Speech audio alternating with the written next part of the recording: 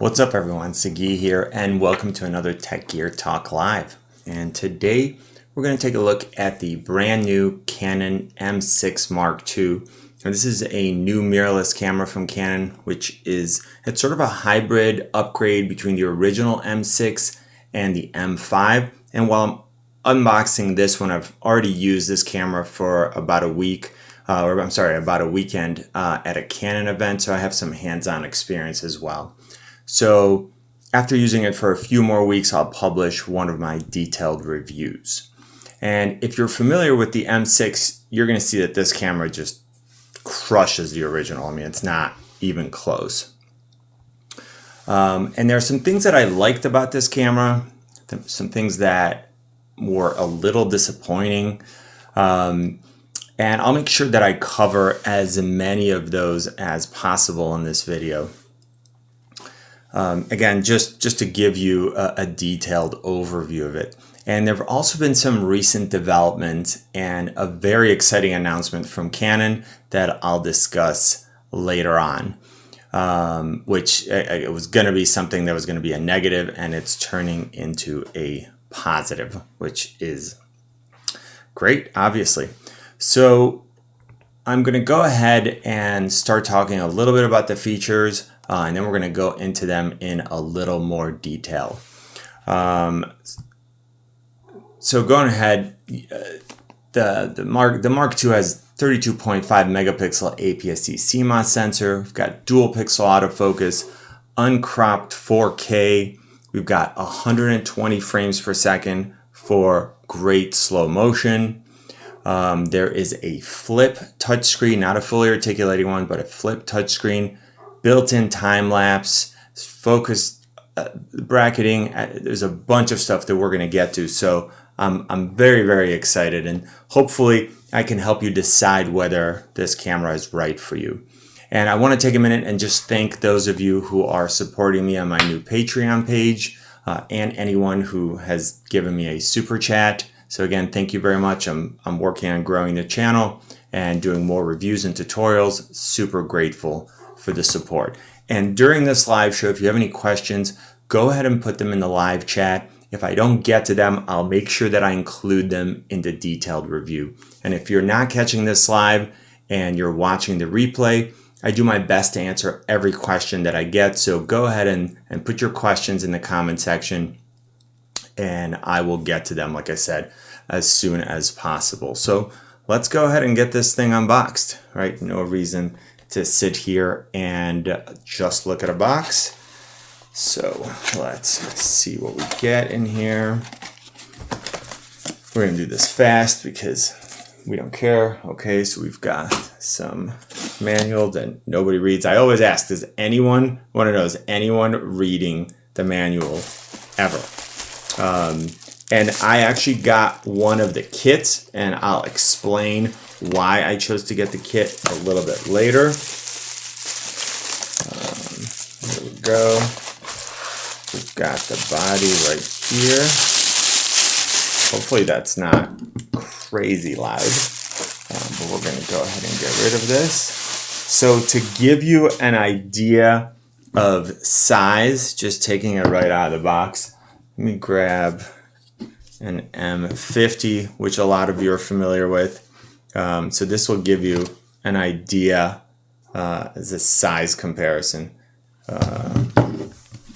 We'll put them. So this is the M6 Mark II, and then the M50 here on the side.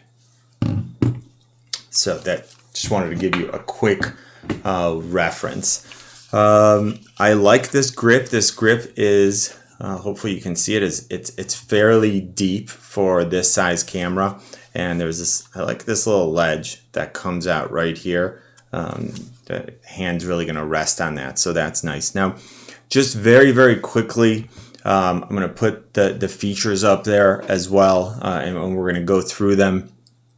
And I've got links down in the description to the price and where you can get some more information. But in the US, the body alone sells for $849. And so if you're not watching it from the US, if you can just let us know in the live chat what this camera costs where you live, that would be great. I always like to ask because I find there's such a discrepancy between the prices here and the prices internationally, and it's not consistent among different cameras. So some of them will have like a 10% or a 15% markup, and some of them will have like a 30% markup, which is insane.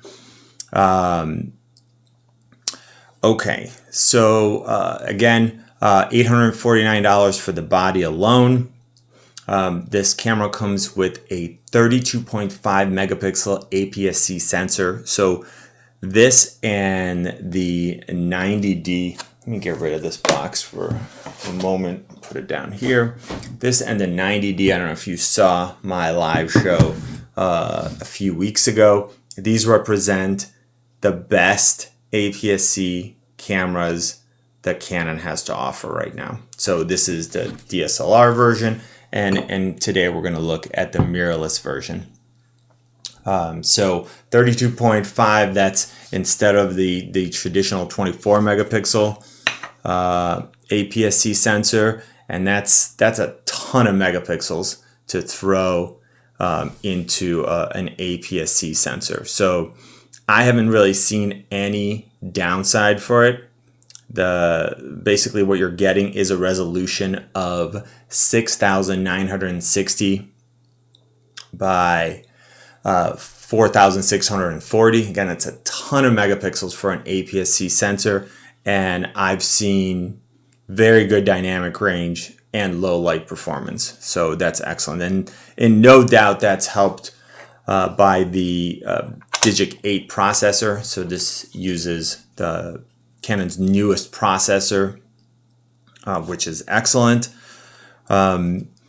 We're also looking at dual pixel autofocus. That's been much improved. And because this is a mirrorless camera, we're getting dual pixel autofocus both when we're using the LCD on the back and oh wait, there is no viewfinder.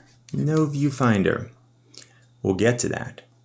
But you will get it when you use a viewfinder. But again, it's optional. I'll get to that in a minute. But dual pixel autofocus will work for both. And what's nice there, and that's one of the advantages I would say for mirrorless cameras, is that you get better autofocus in the when you're using the viewfinder.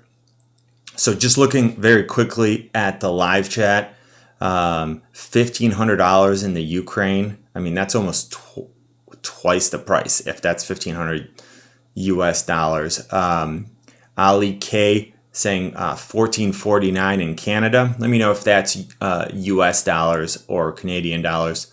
The Watcher saying 930 pounds, I think, saying in Germany. Or euros, I'm sorry, 930 euros. And then 1,300 euros from Antonio Felix in Portugal. That's crazy. It's amazing that the price is so different. But again, that's why the price has to be a consideration. And I see some questions about the 90D or the M6 Mark II for photography. I'll get to all of that a little bit later on. Continuing with just looking at some of these features, we've got 143 autofocus points, and that's when they're automatically selected by the camera. And if you are manually selecting an autofocus point, then there are 5,481 autofocus points, which is ridiculous and is more than you'll ever need. So that's and if you've seen any of my Canon reviews, the dual pixel autofocus system is probably still my favorite system. I mean, Sony is doing really well with autofocus right now. So, but I love the dual pixel autofocus system. It's just reliable. I know that I just turn any of these cameras on, have it face me. It automatically detects my face. I know for a fact that that's going to be detected. I'm going to be in focus. I don't have to worry about it.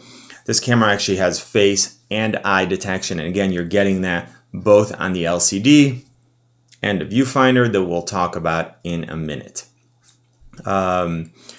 Speaking of the viewfinder, let me just, you know what? Let's just bust it out here. So, boom. Here is the optional viewfinder. I'll give you a closer look at it. Now you might already have this depending on which cameras you've used in the past. And basically, you take this little thing off, take that off, and then it slides right here on the hot shoe.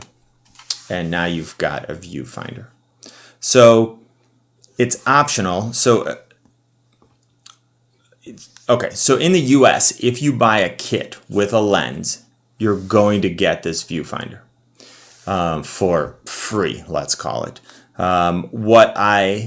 So on the one hand, I don't like the fact that you have to buy it as an additional item if you're not in the US, or if you don't buy it as a kit, like if you don't want one of the kit lenses. On the other hand, it's nice that if you want a more compact setup and you're not going to use the viewfinder, then when I compare it to the M50, it's a smaller body. Whereas if I am going to use it, I can just throw it on. Well, now it's a bigger body. But if I want a camera that I'm just like throwing in my pocket, then it's nice not to have this or this. And it makes, again, it's a smaller form factor. So that's the only advantage of the optional viewfinder is that you can remove it. And also, again, you can use it if you decide you're going to go shoot photos, you can go ahead and bring this with you. If you're going to shoot video and you're not in bright sunlight, so you don't plan on using it, then you don't need to have it there. So that's the only advantage of it being optional. We talked about face and eye detection. This camera also has subject tracking. So some cameras can detect faces. I think like the X-T30, for example, the Fuji X-T30, which I just reviewed. And it will automatically detect faces, but you can't select a subject and have it follow it. So what's nice about this is I can select my dog, I can select anything that's on the screen if I'm following someone in a sporting event or anything like that, and the camera will automatically track it. So I just click wherever they are on the screen, it will draw like a little square around them, and then you can see it follow them as they move through the frame, which is really nice. So brings me to this touch screen. I'll get to it in a minute. It's so I already mentioned that you can touch to select a subject, and you can also touch to focus. So if you want to move the focus point around, you can just click wherever you want. And another cool thing is you can drag to focus. So you can literally like move the focus point around, which is awesome. If you have this up to your eye and you're looking through the viewfinder, you can still use your thumb to set focus with each hand, which is excellent. And again, that's a feature that I use all the time. It's because it's super intuitive once you get used to it. So going back to this screen, this is not the standard, on the M50, we've got a fully articulating touchscreen. So I can lock it on the back. I can have it face the front, up, down, whatever I want.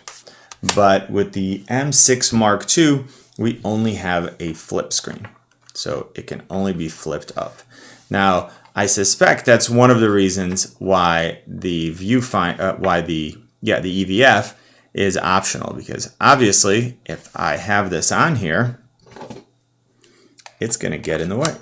So now you can't really see yourself. And not only that, if the screen is not all the way here, it won't actually even switch the view to the view, because what happens is when you flip it up, it doesn't flip the image in here until it's completely vertical, because then it knows you're in selfie mode versus just being above the camera and looking down, which you're going to be behind. So really, it needs to literally get to the very end of this in order for the view to switch from being facing down to facing up, which is what you're going to need when you're going this way. So that's not my favorite. Like, this is better than not having a flip screen for a lot of creators. And again, just people who are, I guess if you're going to take selfies, that works. But for me, because I'm in front of the camera so much, having a front-facing screen is really important.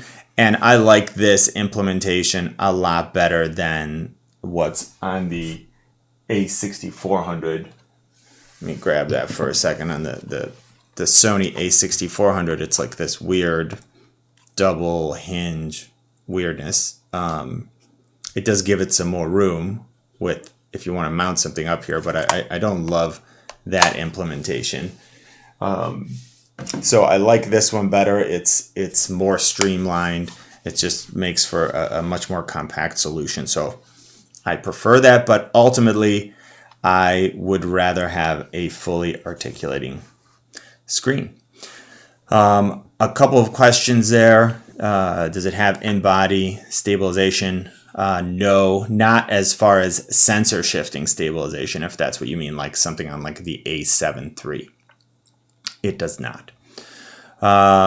Okay, so moving on, let's talk a little bit about more photography features. We've got continuous or burst shooting at up to 14 frames per second. So that's quite a bit, which again, I like. Again, it's just a feature. It's just a stat. We need to see what it actually does and how it actually performs. But they are reporting 14 frames per second, which is excellent. Now, looking at this body, one of the things that I immediately liked and that I really enjoyed while using it is all the buttons and more specifically the dials. So I've got a front dial right here. I've got one up here so I can do shutter speed and aperture, whichever I want, right up here. And then I have another one back here. And I've got some buttons that I can customize as well. So right away, that makes for a great shooting experience for me versus, again, comparing it to something like the M50 that only has one dial. So if I set it to aperture and I want to change shutter speed, I'd have to click on the button here on the back of the M50. So because the M50 only has this dial, if I want to change aperture, I need to click this and then change the aperture, which again, it works, but I'd always rather have more dials. It makes it for a much better user experience. What's up, Ruben? I see you joined. Welcome all the way from Italy. Okay, so these are great. Super happy about that. There's also a manual focus and autofocus toggle right here, which is wonderful. You don't have to like go into the menu or change anything like that. And more important, there is a button here for back autofocus. And that's an awesome feature. And again, it's great that you don't have to go into the camera and find this and turn it on or set a custom button for it. It's right here. It's exactly where you'd want it to be because you're holding the camera like this anyways. This is exactly where you want it to be. I'm not going to go too deep into that, but there are a lot of advantages to using back autofocus. So I really like that that's included with this camera. That's good work by Canon. We've got a built-in flash. There's a little toggle right here. Boom. That was probably super loud. Was that super loud? Is it going to be a super powerful flash? I can't imagine, but it's nice to have it there probably for some fill light, or if you're shooting at golden hour, it's probably going to help you match the ambient light, which will be nice.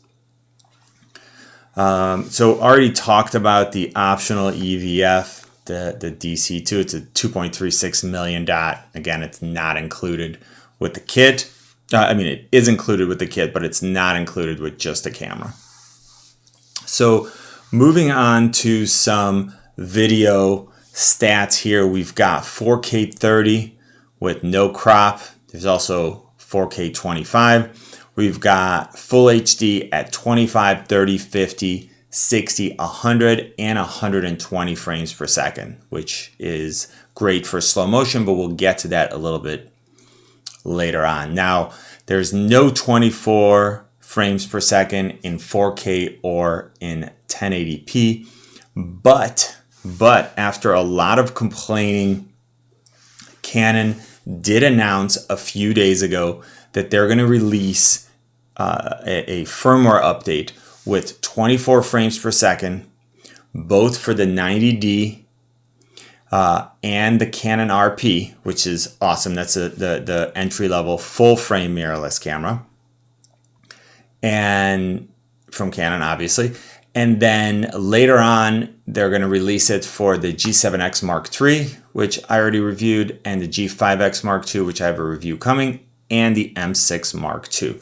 So, there was a lot of discussion in my comment section about whether or not people actually need 24 frames per second. I had people linking to videos and that were explaining the history of 24 frames per second and whether or not that's something you actually need, or if we should move to 30 or 60.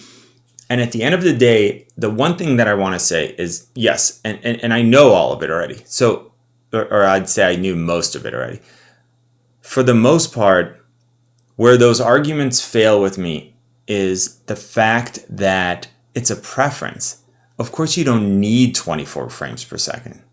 I don't need autofocus either, but I'd rather have it. So if someone prefers the 24 frames per second look because they like more motion blur and a softer look, then they should have it. There is no reason for Canon to remove it. It wasn't costing them money to have it there. It's just software. They're literally limiting the camera from doing it, obviously, since they could do it with the firmware upgrade. And because every other Canon camera forever has had it. So it wasn't a matter of whether people actually need it. Like, if you like the look of 60 frames per second, that's cool. I shoot at 30 frames per second. So I don't actually need 24 frames per second for YouTube. But for client work, sometimes that's the look that they prefer.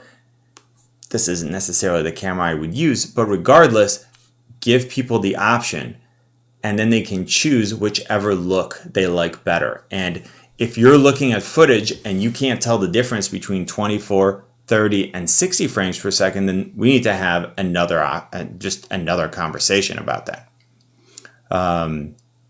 Again, I'm glad Canon listened. I'm sure they lost clients over it. So I'm glad that they listened, and I'm glad that they're adding it.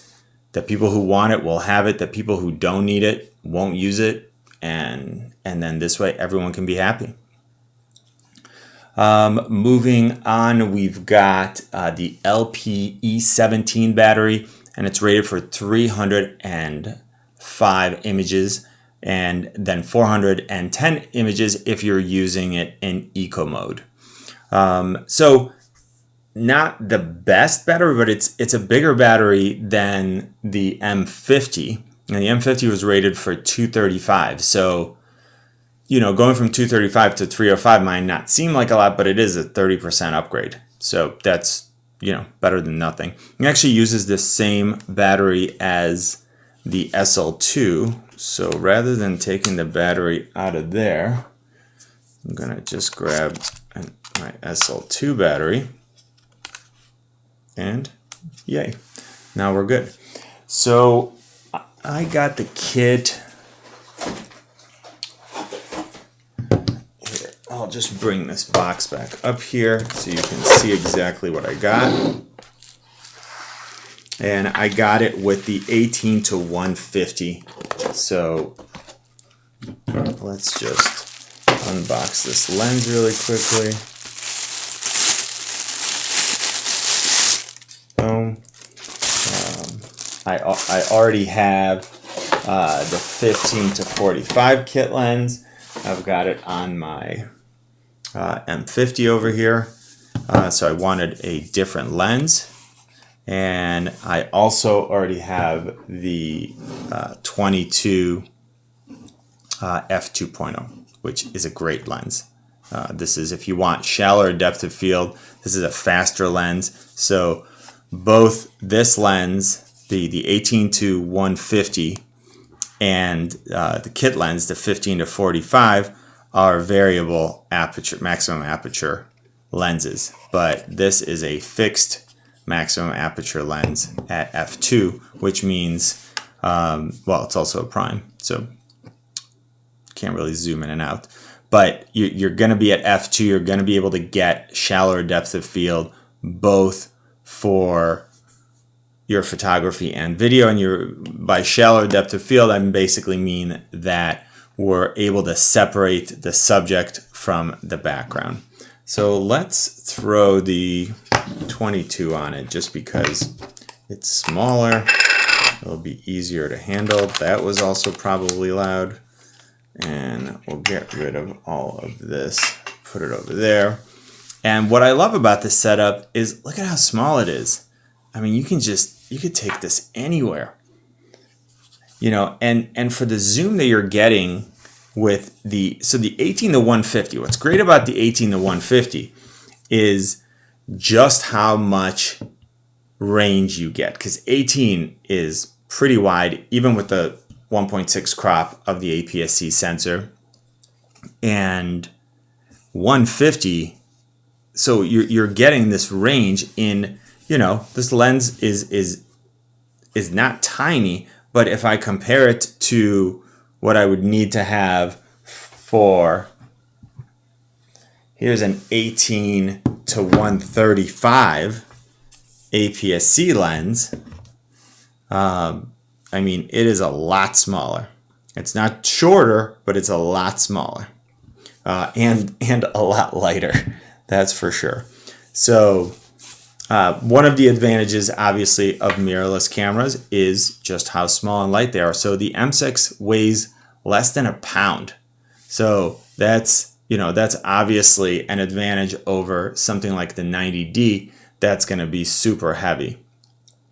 But again, I love this combo. I love this lens on my M50, and it's going to be great on this camera as well.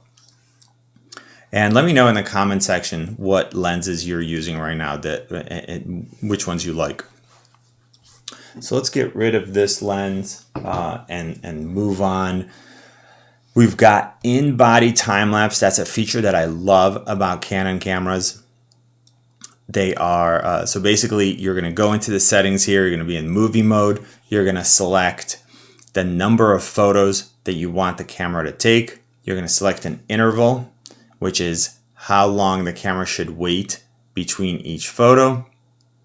And that's going to determine how long your time lapse is going to be. And you're going to select whether you want it to be in 1080 or Full HD or 4K. And of course, I will always tell you to do 4K.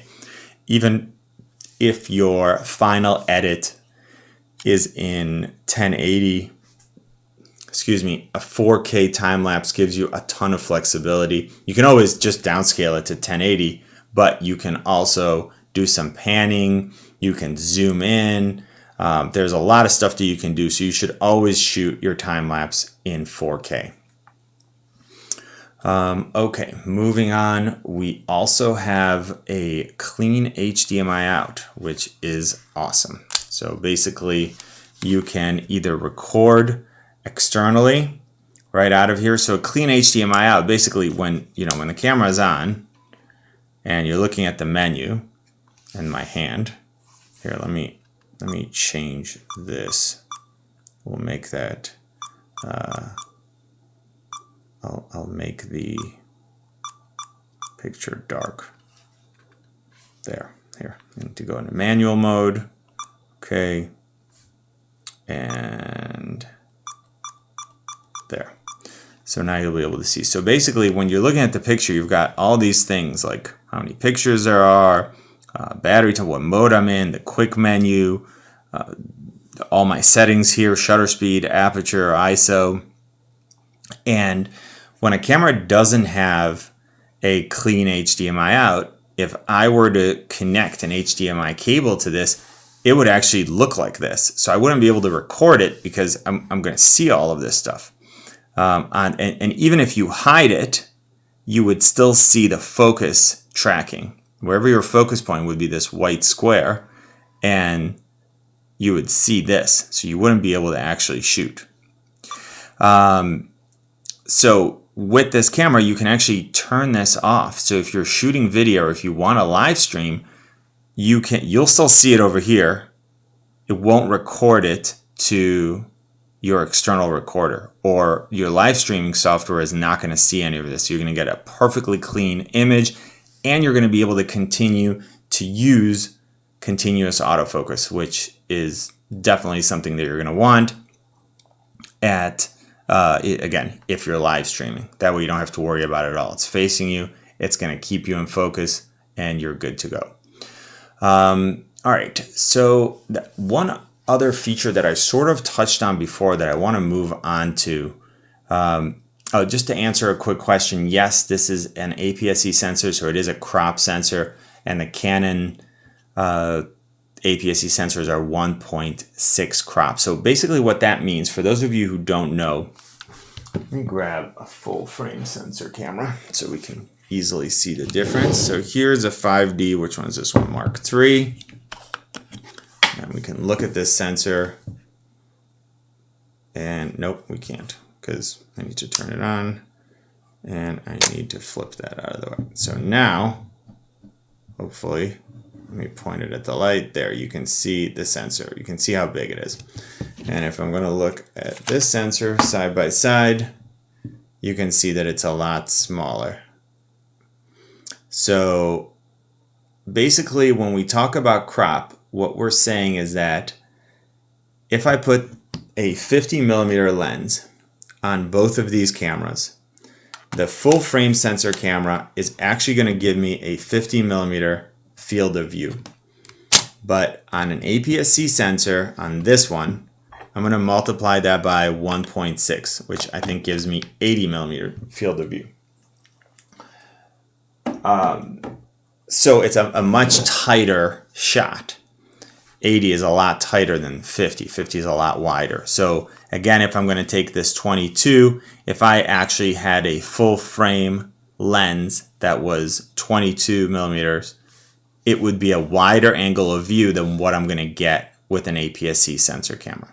And that's why, and if you go to Micro Four Thirds, they have a crop of two times. So basically, a 22 would be like a 44 on a full frame sensor. So that's why when you look at a lot of Micro Four Thirds lenses, they're super wide because you're multiplying that by 2. But again, you're not actually getting that field of view. So that's the difference in terms of crop. There are other implications, but for right now, let's just leave it at that. But one cool feature that this camera has is focus bracketing. And if you're not familiar with it, it's used a lot in macro photography. So basically what the camera can do is, so one of the issues with macro photography is that your image is not going to be all in focus because there's such shallow depths of field because you're so close to the subject. So what focus bracketing can do is the camera will automatically, so let's say I'm shooting my hand this way. What the camera can do is it can focus, I'll do it this way, it can focus here, then here, then here, then here, then here, and it's going to keep changing. You're going to tell it how many pictures to take. It's going to keep moving the focus point or the focus plane. And then using software, you can take, let's say, 30 images, 50 images, and let the software put them together, and it will actually pick the areas that are in focus in each image, put them together and create one image out of it that has a much deeper depth of field, so a lot more is going to be in focus, which is awesome. So I don't know if a lot of people are going to use that, but that's definitely a feature that's available that I like. Again, if that's something that you're going to do, if you're going to do product photography, that's helpful. Yeah, again, all in all, it's a really nice feature to have in such a compact and fairly inexpensive camera. Or rather, do you guys think it's expensive for all the features that I mentioned so far? I'm curious to know if you think that's expensive or not. Last feature, or one of the last features that I want to talk about, is that it has raw burst shooting. So basically you can have a setting that will take 30 frames per second, raw images, and it does bring it down to 20 megapixels, so you're not getting 32 megapixels. But what it will do is basically it will buffer, well, it's not buffer, but it will pre-record like a half a second, I believe. So when you take the picture, you don't have to get the moment exactly right because it's recording for like a half a second before that. So if you shoot it, it'll shoot 30 frames. And if you're looking to get a very, very specific moment, that's a very cool feature. So it will give you 30 shots to select for. So remember, continuous shooting before was 14 frames per second. Now we're going to get 30 frames per second at a slightly lower resolution. But think about it. Up until now, the APS-C sensors were 24 frames per second. So not, you know, that's, I like that. I really do. I like that a lot. In the comment section, I see someone saying, where was it? Renz Caballera, I think. Wow, I just bought my M50 and it's useless now? Question mark. I wouldn't say that it's useless. Now, I'm not sure I talked about this when I was talking about 4K. One of the biggest advantages of this camera and the 90D is that the 4K, well, there are two advantages. The 4K is not cropped. So with the M50, first of all, you only had 4K 24. And as soon as the firmware update comes for this camera, you're going to have 4K 24 and 30, well, and 25, of course. The other issue was that there was no dual pixel autofocus when you were using 4K on the M50, which for me pretty much made it unusable because the contrast detection system that the M50 uses for 4K is just not as good. It's not. It's slower. It does really poorly in low light situations. So that made it unusable. And then finally, there was an additional crop. So we were talking about 1.6 crop for the sensor, which is fine. Both of these have. But when you're shooting 4K on the M50, you're applying another 1.7 time or X crop. So now you're going from 55, from a 50 to an 80 to whatever that is times 1.7. It's like 130 something, I think. I don't know. Can't do the math in my head. But that made it extremely difficult on the M50 to get wide angle shots in 4K. Where now with the M6 Mark II, we don't have that. So we're getting 4K. You're going to get the same field of view that you got in 1080p. And I mean, that's a huge advantage. So you've got the same field of view as 1080p. You have dual pixel autofocus in 4K, which I'm telling you, it's critical. And very soon you'll have it in 24. You already have it in 25, and you already have it in 30 frames per second for those of you who want it. So that's a huge advantage. Again, I just couldn't recommend using the 4K on the M50. It was just there are tons of videos that talk about it. So it was just not something that that I could promote. So let's go over what I liked, what I didn't like. Again, let's just sort of do a quick recap. So the things that I liked, it's super portable. Again, it weighs less than a pound. It's small. I like the fact that I can remove the EVF, or in theory, I could remove it. I gotta press that button. Look at that, I can't even get it. I'm trying to be careful. There. Someone can remove it. I evidently can't remove it, but someone can. I like that that's removable. Again, it's fine because it came with the kit. I'll more on this a little bit later. I love the 32 megapixels that we get from this new sensor. It's just, I mean, if you think about it, you're going from 24 to 32. It's a significant upgrade. The image quality was excellent for me. It really was. From such a small camera, I definitely noticed a difference between this and the M50. So again, I still think the M50 is a great camera. I saw someone saying in the comment section that every camera has its uses, and that's exactly right. I see a comment in there also that the lack of IBIS and articulated screen is a deal killer at the price I'd have to pay. I don't like that there's no fully articulating touchscreen. In-body image stabilization is just not something that's critical to me. It's something that I have on my A7 III, but honestly, for what I use the cameras for, it's not something that I've ever needed. These cameras are all so much better at higher ISO that I'm not really having to struggle with bringing down my shutter speed. For video, and for those of you who don't know, in-body image stabilization means that the sensor is actually moving as you're holding the camera and you're introducing camera shake. The sensor is actually moving to offset your movements. So it's creating a more stable shot. And Sony, I think, says it's up to 4 or 5 stops, which is significant, definitely. And if you're shooting in very, very low light, I get that. But honestly, for what I shoot, I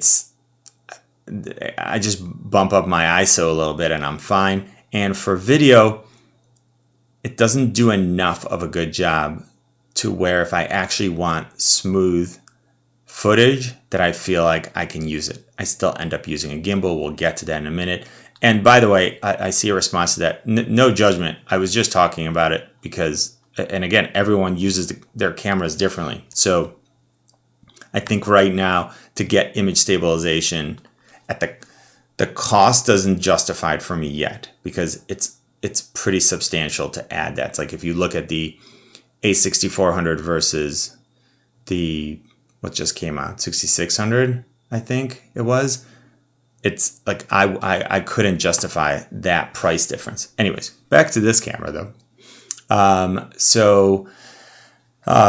Love the image quality, as I said. I love the fact that we have all these dials. Again, it's just shooting on it it's so much more natural than with the M50 or the SL2. Again, 2 cameras that I absolutely love, but having only 1 dial versus 2, especially for photography. For video, it's not as big a deal for me because I very rarely change my shutter speed, because if I'm shooting 30 frames per second, my shutter speed is going to stay at 1/60th of a second. So that's not a big deal, and I can just play around with the aperture and ISO.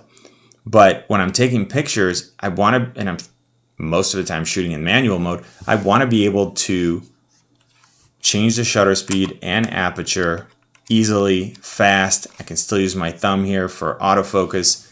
And so in terms of ergonomics, that's important for me. I like how this camera feels. It doesn't feel like it's going to fall out of my hand. This, I'm telling you, this little thing right here, it's that they have right under, they've got it on the M50. I think it's a little bit more pronounced here. It really sits nicely in my hand. And on top of that, the fact that, I mean, if you haven't used Canon's touchscreen before, it's awesome. It's so good. It's super responsive. the quick menu has all the things that you're going to, like most of the things that you would ever use. So if I wanted to change the frame rate, for example, I don't need to go into the main menu. I can just go in there, change it to 30, and I'm done. If I wanted to change, and of course I can customize buttons, but if I wanted to change focus from face and subject tracking to spot AF to 1 point AF or to a zone, again, I can do that super easily. And I can enable and disable eye detection right there. Again, going from servo to one shot in terms of the continuous autofocus. All of these things are right there. These are the things I use most of the time. And it really just makes life a lot easier. You can, of course, you can use the dials up there. Here's exposure compensation. If I want to change my ISO, I can do it using the touchscreen, or I can do it using a button. Again, shutter speed, same thing. I can change it over here, or I can change it using the dials. But the ergonomics on Canon has the easiest menu system too. Their main menu system is so easy. Let me get this in focus for you so it's not crazy. Hopefully the previous shot was in focus. But everything is a touch screen. I really need to turn this beep off. So give me 1 second. Where is that? Right there. Beep. Disable. There. Now you don't have to be annoyed by that beep. But everything is super easy. It's broken down into categories that make sense. You can use the touch screen, or you can use this little circular dial here on the back, and then you can select, you can set by clicking that.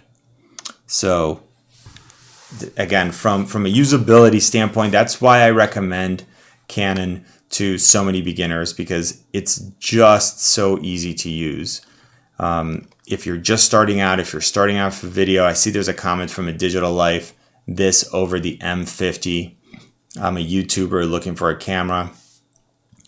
Truthfully, both will do great for you. One question will be whether the one disadvantage is that if you're gonna put this up, you're not gonna be able to mount a microphone right here. Well, and see yourself, obviously. Now I have a solution for that. Can get to that a little bit later on. There's a really good solution, but on the M50, the screen flips to the side. You can still mount your microphone up at the top because there is a mic input jack over here on the side, but comes the question of if you had some sort of an L bracket where you could mount the mic, that would work, but for right now you can't mount it up here, but I'll get back to that. And I'll do a comparison on my channel between this and the M50 soon enough. So if you've seen my detailed reviews, that'll definitely be an aspect that I cover. All right, so we've got the great ergonomics, the flip screen. I'm putting this as a positive only because if the alternative was not having it at all, like on the X-T30, which I love the Fujifilm X-T30, I like it better than not having it, but I don't like it as much as what we get on the M50. We also have, I like the improved battery life. We've got the LP17 versus the E12 on the M50. So again, we're going from 235 to 310 in terms of the number of images that the battery is rated for. We've got 4K with no additional crop, so you're getting full sensor readout. We've got 4K with dual pixel autofocus, and again, of course, we're getting dual pixel autofocus both when we're using the LCD and when we're using the optional EVF, which is awesome. I mean, the fact that you're getting face and eye detection using the EVF is, the 90D actually has eye detection, eye and face detection using an optical viewfinder because they did some sort of combo deal there, but it's not as good as what you're getting when you're using the LCD. So here because it's not using dual pixel autofocus when you're using the optical viewfinder. Whereas here we are getting dual pixel autofocus from both the viewfinder and the LCD. That's huge. We talked about touch and drag to focus. Awesome feature. Again, once you get used to it, once you get used to just using your thumb on the back to move the focus point around, it's odd. Then you're like, oh, I don't want to use a joystick. I can just use my thumb. So that's definitely a feature that I love. I talked about the manual and autofocus button on the back and the fact that we have back autofocus. And again, it's great in such a small camera to have this very cool feature. And if you're interested, if you have questions about why that's a good feature, let me know in the comment section and I'll do a video that's just dedicated to that. So dislikes. So the first one is, so I put it under likes, which is the size. And for me, it's fine. I like it for what I'm going to use it for. Some people might think that it's actually too small. And I mean, that's a comment that I get about a lot of mirrorless cameras is people with bigger hands, they prefer to hold a bigger camera. Now, this is probably more comfortable. So this is the 90D. This is probably more comfortable for a longer shoot just because this grip is so much bigger. At the same time, it's a lot heavier. So if I'm traveling or if I just want to do some street photography, I would probably like to take a much smaller setup than this one. Nothing wrong with this one. I've been using these for years, but you know, something small. But I have gotten responses from people who are saying that this is just too small. Not this specific one. Again, same with the M50. Same comments about the A6400, that they're just too small. And you know, I get that. There's, you know, no judgment there. The next issue that I have with, and this is not just with the M6 Mark II, but also with the M50, is that there aren't a ton of fantastic lenses. So, or EFM mount lenses. Let's just say that. There are a few. The 32 1.4 is great. The 28 is very good. I like this 22 for what it is. There's also an 11 to 22, which is wider, but overall, there aren't a ton of options yet. And I haven't heard anything about Canon releasing any new EFM lenses. So there are some third-party options. You get what you get there. Some of them are good, some of them are not great. But I would love to see more EFM lenses from Canon. I wasn't sure that they were going to continue with this line of mirrorless cameras at all. But now that I see that they're coming out with more of them, I want to see some more lenses. Now, is it the end of the world? No. You can get a EFS adapter. Or EF and EFS adapter. So basically, you open this up. Let's take this lens off. Almost drop it. Mount this adapter. And now I can actually mount any EF and EFS lens that I want on my M6 Mark II. So here is an awesome lens. Like if you're just starting out, this is the 50 millimeter f1.8. It's great. It's such a, the fact that you can get such a fast lens, meaning it opens to 1.8 for like $125, I think, or 150, is phenomenal. So with this adapter, I can go ahead, mount it on my M6. And again, it's such a small lens that this is still a super compact setup. And one that if you're going to shoot portraits, this is a wonderful, wonderful first lens. beyond the kit lens. I usually recommend that people start with the kit lens. I have a video dedicated to that.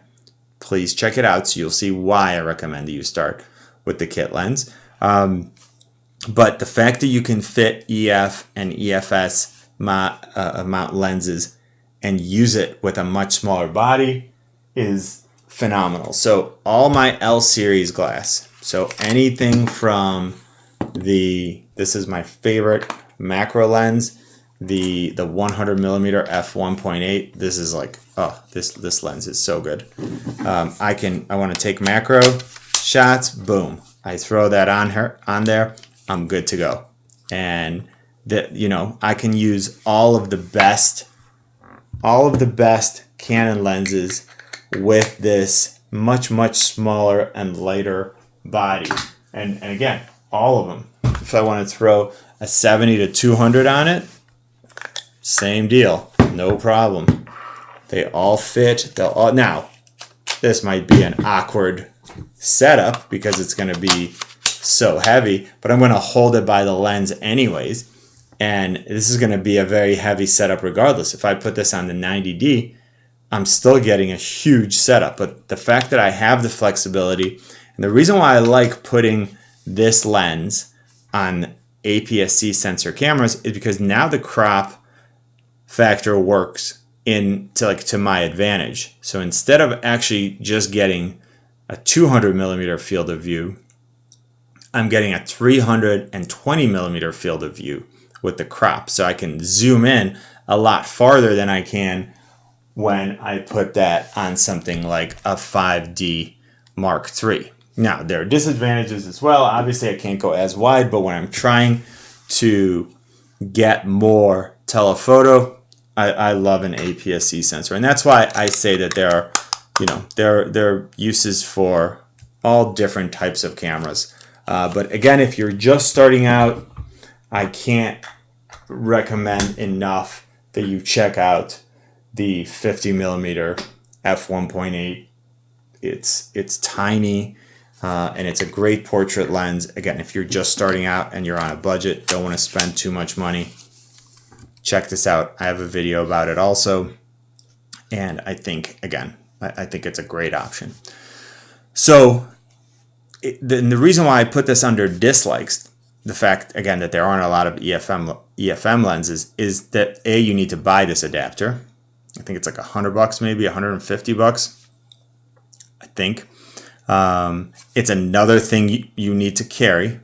And something that not a lot of people talk about is that it now extends the size of each lens. Now, this may not seem like a lot, but the whole idea of why we're going to mirrorless is because we want a smaller setup. So the fact that we need this adapter in here to make it work, a little bit takes away from the portability. Now, what this adapter does, just in case you're curious, the reason why you need this adapter is, well, the mount size is different, but also these lenses, because they're designed for DSLRs, they're designed to focus from this distance, this far away from the sensor. And the mirrorless lenses are designed to sit right next to the sensor because there's no mirror. So this actually pushes the lens out far enough to where it's at the perfect distance from the sensor and it can focus. So if you're ever curious about why this mount is so big, in theory they could have made it a lot smaller if they didn't need that aspect of it. Another dislike about this camera is that when you shoot, it's great that it can shoot at 120 frames per second. You can slow that down to 30 frames per second or 24 frames per second, and you can get slow motion. But when you do that, you have no autofocus. So you can get focus and then start shooting, but if your subject changes distance from you, which, unless you're shooting something that's really still, like a drop going into water or something like that, the subject is going to change distance, then you have no continuous autofocus, which is, again, it's not great. So companies like Sony and Fuji, when they give you 120 frames per second, you're getting that with continuous autofocus. And on the Fuji, you're actually getting face detection in 120 frames per second, which is awesome. The audio preamps, they're not going to be great on this camera, which is why I recommend that you use a good microphone that will give you, better audio, because it's going to do the work and it's going to amplify the sound instead of having the camera do it. Now, here's a nice entry-level microphone, the Rode Video Micro, and it's great as long as you're behind the camera. But as soon as you move in front of the camera, here's what we talked about, and you can see that, well, I don't know if you can see, but it doesn't flip the image because, let me zoom in, because the microphone is getting hit by the screen, so the screen can't go all the way up. So that's a problem with the design of this screen. So my solution to that, and that's a small setup, of course, like let alone if you wanted to put one of my favorite mics, which is a Rode Video Mic Pro Plus. This just gets you such incredible audio. There's no way that, this will work great if you're behind the camera. But if you're in front of the camera and you need that flip screen, this is just not going to work. So what is my solution? My solution is this third product, which is the Rode Wireless Go. And this is an awesome wireless mic system that has two components. It's got a transmitter and a receiver. So basically, the transmitter is going to be on the subject and the receiver is going to be on the camera. And the reason why I like this is that you can actually flip this screen and you can clip this. So this is the receiver. I can actually clip that right over here. Actually, you know what? I'm gonna do it on this size. And now I don't want to mess around with it too much here, but once I clip this to the side, then I can actually, did I do it this way? I think I did it this way. Now I can flip the screen all the way up. It's going to show what's in front of it, and I just run the cable from here to here, and this clips on to me or to the subject, and this actually has a microphone connected to it or built in. So if I clip that right here, let's say if I wanted to clip it somewhere on the subject, that's fine. If I didn't want it because I don't want it in the shot, I can actually hook up a lavalier mic to it, run it up, clip it up here, and now this is going to transmit the audio from my subject to the receiver that's going to go ahead and bring it right into the camera. And the other nice thing about this is, versus a shotgun microphone, is you can be farther away, you can move closer, and it doesn't matter because the microphone is not moving. The microphone is staying right on the subject. So that's my solution to not being able to use a shotgun mic if I'm in front of the camera. And it's a good solution anyways, for lots of different uses. So, the fact that the viewfinder is optional, I'm also going to put that under, I guess, a dislike, because it'd be nicer if they included it. It's a little unfair because I got the kit where it is included, so, but you get my point there.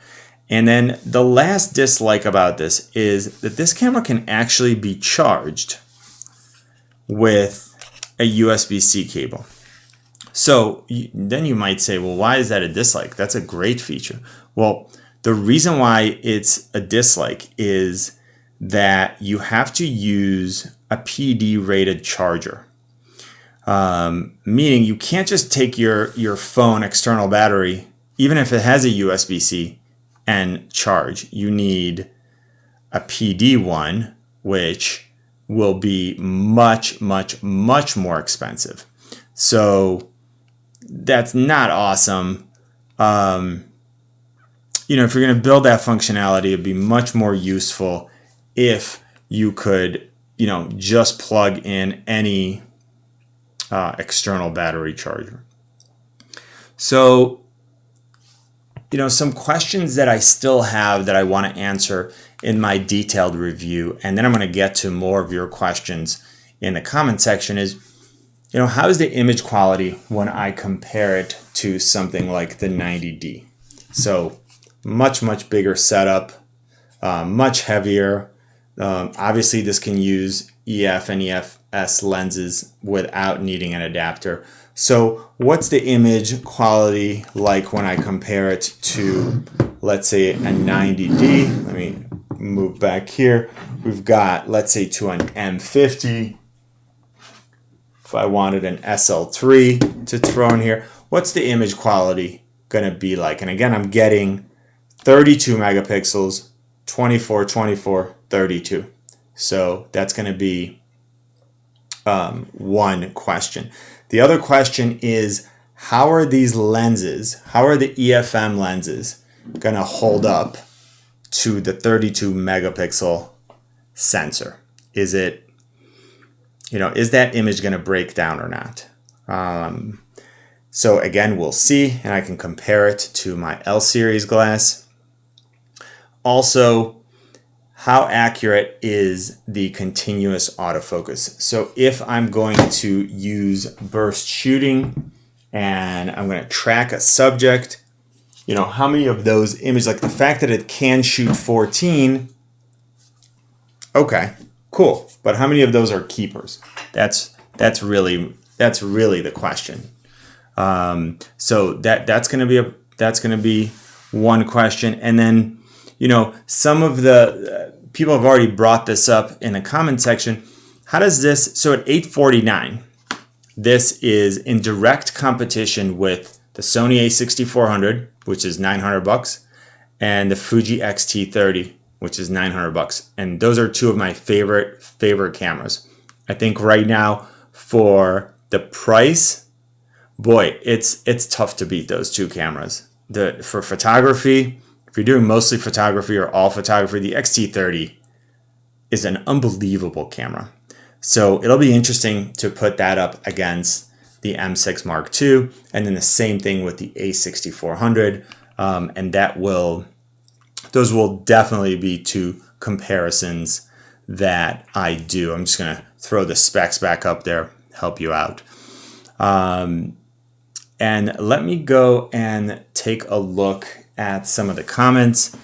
Do you still, you know, from a digital life, do you still recommend Canon over, let's say, the a6400? So it would depend on the use and who it is. If someone is just starting out, I would probably tell them to use a Canon. It's just easier to use. The full touchscreen, I don't like that the Sony doesn't have a full touchscreen. It's just easier to learn on, is what I would say. Now, if you said, okay, but image quality wise, well, I don't know about the M6 Mark II because I haven't done a comparison yet. But if I compare it to the M50, I would say that the a6400 and the Fuji X-T30 have better image quality and better low light performance. So that's a quick answer to that. I find that the Viewfinder being Nation? Find that the Viewfinder being a separate piece makes the shotgun mics useless unless using a cage or something to mount the mic on the side. So that's right. So you're either using a cage or an L bracket. I don't know how you'd use a cage because this would come up, but maybe an L bracket would work. So it would just be on the side and you would mount the mic on the side. Again, also might be challenging because that's where the mic input is. So we'll see. There are some creative companies out there that will get, then we'll see what they come up with. There's a question about, does the SL3, and sorry if I'm not saying your name, that means I don't want to butcher it. Does the SL3 get to 24 frames per second firmware update as well? That's not something that I've heard so far. So I don't know if it's getting it. again, it's not something that I've heard, so I definitely haven't heard a yes from, is it Jan Michael Adamos? Did the low light capabilities improve on the M6 Mark II? So the first question is improve from what? If it's from the Mark I or even from the, why all out of focus there? What just happened? Yes, they definitely improved. So this camera is a lot better in low light than the older, because it's a brand new sensor and an upgraded processor as well. So definitely, you'll see it in the review for sure. And again, because so yes, and someone just said small rigs will probably release an L bracket. Yes. So from Krish Naijith, why do you think Canon removed the fully articulating screen? They didn't technically remove it because it wasn't available on the M6. It was a flip screen also. So this isn't a replacement this isn't like an M50 Mark II, which if they come up with, I promise you will have a fully articulating touchscreen. So they didn't technically remove it, and I bet you they are doing this so that this and the replacement of the M50 Mark II don't sort of cancel each other out. So hopefully that helps. Which one feature you wish Canon had added if you had to pick one? That's easy. Easy for me. Super easy. I want 120 frames per second with continuous autofocus. That's it. I don't need IBIS. Again, I don't expect it at this price, but if they had added continuous autofocus, which maybe they could do with a firmware update, which would just be amazing. But if they could add 120 frames per second with continuous autofocus, I would be like super psyched. So that's the feature. Great question. So yes, definitely. That's what I would do. Just looking to see any other questions up. And again, if you have questions now, I'm reading them. So go ahead and put them in the live chat. I see $1,900 workarounds for vlogging shouldn't be required. Yeah, that I don't know where the $1,900 came from, but I think I'm coming into that conversation late. Okay, so ultimately, I hope this review of, well, it's not really a review, it's an unboxing and first look of the M6 Mark II was helpful. Again, if you have any questions, put them in the comment section and I'll do my best to answer them. If you're a subscriber, you know that I try to answer every question that I get. If you're not a subscriber, boom, hit that subscribe and notification button. If you want more camera reviews, more live shows, I'm starting to do more tutorials. And then also, if you have requests for videos, put those in the comment section too, because those help me come up with new ideas. So thank you. Again, hopefully this unboxing video was helpful. If you have any specific questions, let me know and I will try to include them in my detailed review. So again, if there are things that if you've watched my other reviews and you say, oh, I really wish he would have covered whatever it might be, let me know. I can put it in the review. If you enjoyed this video, give it a thumbs up. You can always, if you don't already follow me on Instagram, Twitter, and Facebook, definitely follow me on Twitter and Instagram because I'm super active on Twitter. On both, you can just pretty much talk to me and I'll respond to comments in real time. And that's about it. This is going to wrap it up. You know what I always say? Buy it nice or buy it twice. Good luck and see you soon. And we're going to end this stream now, or we're going to try. I don't know if I'm going to be able to because my mouse doesn't always work from all the way over here. So, all right, now it's going to work. Goodbye.